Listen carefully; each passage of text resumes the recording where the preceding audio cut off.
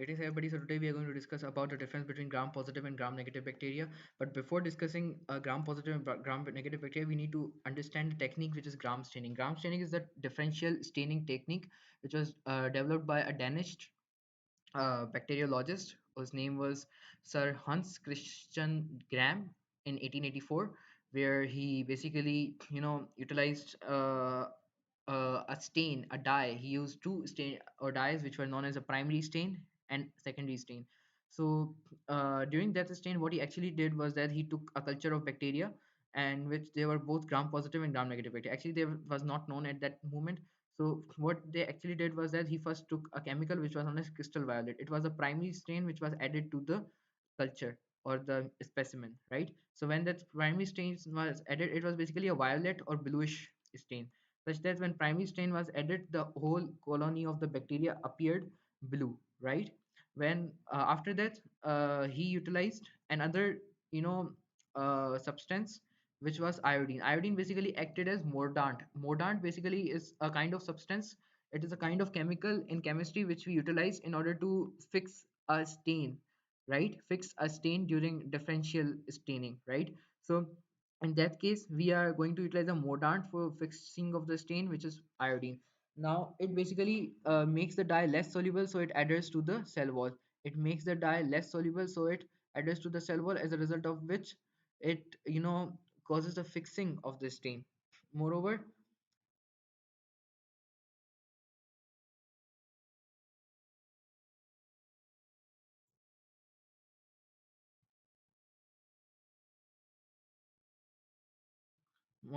after that, the third step basically involves alcohol washing. Alcohol washing or acid washing occurs. In that process, there is decolorization. Decolorization means the stain which was given in the first step, which was a primary stain, is now washed away, washed off, such that when the decolorizer decolorizer is applied and the stain is washed off from the culture, it is obtained that some bacteria were able to retain that stain, which was known as gram positive bacteria, and some were able to not retain that stain and appeared again the same color, I mean their same transparent shape, which were gram negative bacteria or colorless bacteria.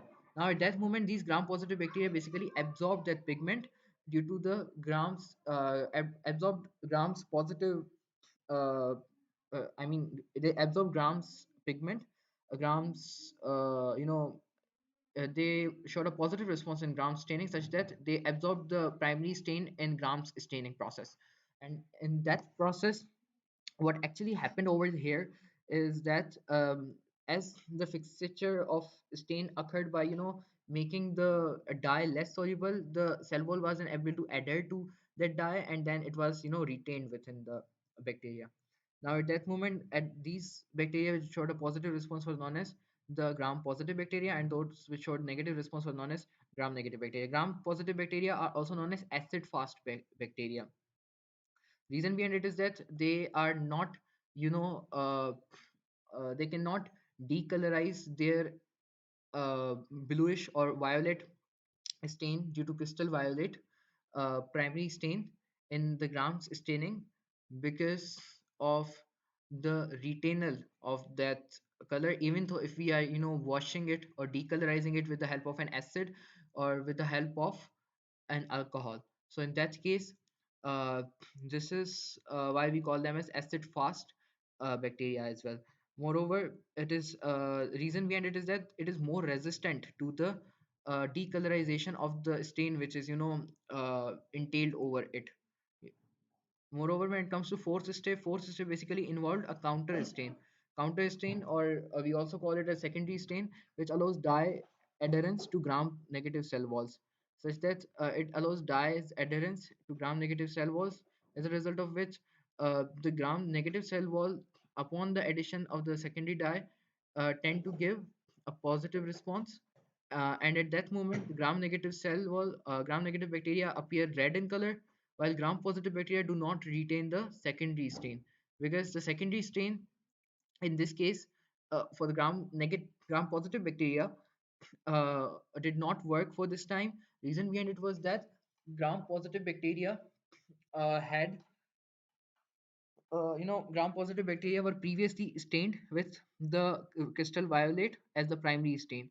As a result of which, when they were again stained with the secondary stain or counter stain, which was saffronin, the gram-positive bacteria was unable to act on, retain that saffronin dye in as a secondary stain. As a result of which, gram-negative bacteria was showed a positive response in the secondary stain, and gram-positive bacteria showed a negative response.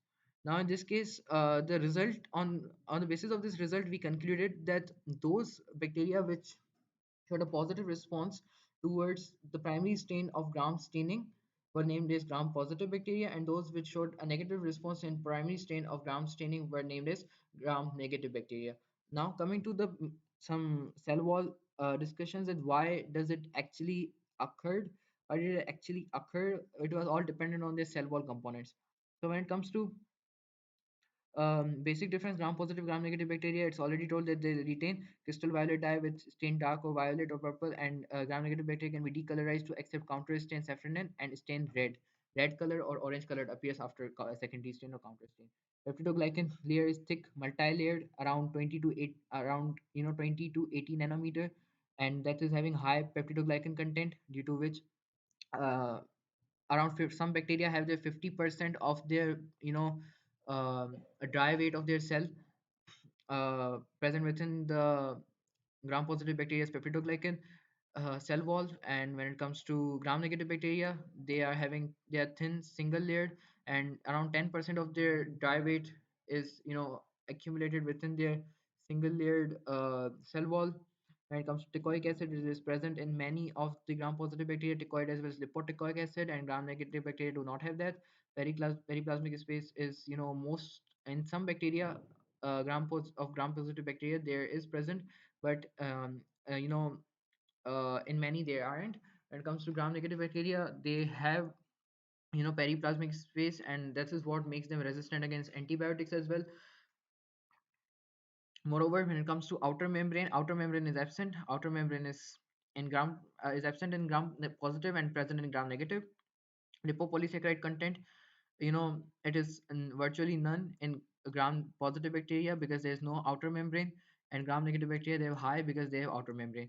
And on the other hand side, when it comes to lipid and lipoprotein content, they have low, lipid and lipoprotein content. Lipid content is around 4%, and they have low because acid fast bacteria have lipids linked to peptidoglycan, and they have high, gram negative bacteria have high around 10 to 12%, 11 to 12%, due to the presence of outer membrane.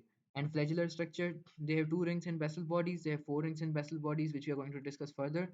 And when it comes to toxins produced, uh, when it comes to um, gram positive bacteria produces exotoxins, and gram negative bacteria produces endotoxins. Resistance to physical disruption, gram positive bacteria is high, and gram negative bacteria less. Cell wall disruption by lysozyme, it is high in gram positive bacteria, it is low in gram negative bacteria. And in order to cause the disruption of cell wall of gram negative bacteria by lysozyme, we need a pre-treatment in order to destabilize its cell wall.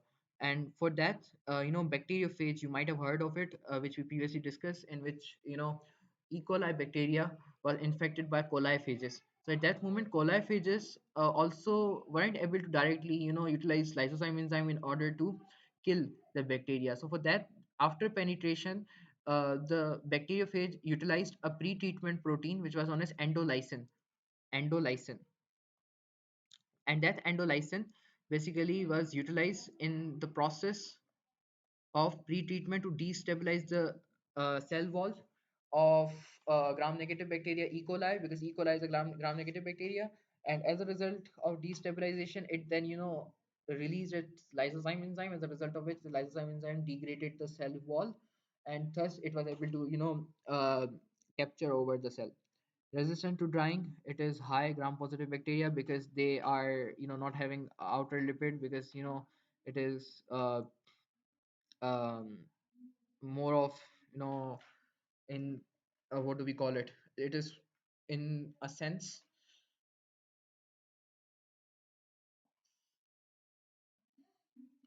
It is in a sense that they do not have lipid bilayer. Lipid bilayer basically has some fluidity in it. So due to no fluidity, have more resistance to drying, and they have less resistance to drying because of more outer membrane, which leads to more fluidity. And inhibition by basic dyes is high, and inhibition to basic dyes is low. Susceptibility to anionic detergents is high, and here it is low. Moreover, when it comes to some other parts, cell membrane, both will have the same cell membrane. Difference only when come uh, one more thing, that eukaryotes and prokaryotes are having a difference in their cell membrane, that eukaryotes are having cholesterol and other sterols present within their cell membrane, but prokaryotes are not having that.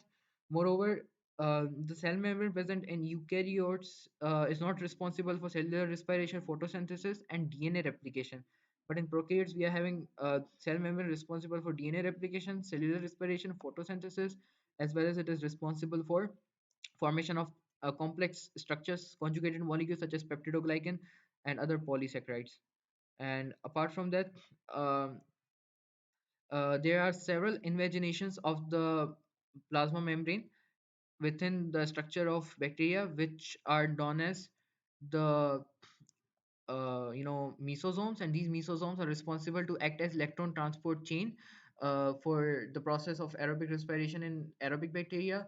And what actually they do have electron carriers, as well as they form a proton gradient. This time proton gradient is formed in the periplasmic space instead of intermembranous space, as it used to occur in the mitochondria. Moreover, when it comes to the other part uh, of photosynthesis occur in an invagination of the E. coli bacteria, invagination of E. coli bacteria, which is known as sorry, not E. coli, but invagination of any photosynthetic bacteria.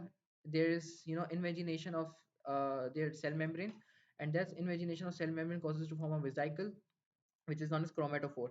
And that chromatophore basically acts as a sac like structure in order to store pigments inside it, such that when light comes, these pigments are able to absorb the light energy, and then further perform the process of photosynthesis, bacterial photosynthesis. So this is a brief intro all about this video. Hopefully we'll meet again in another video.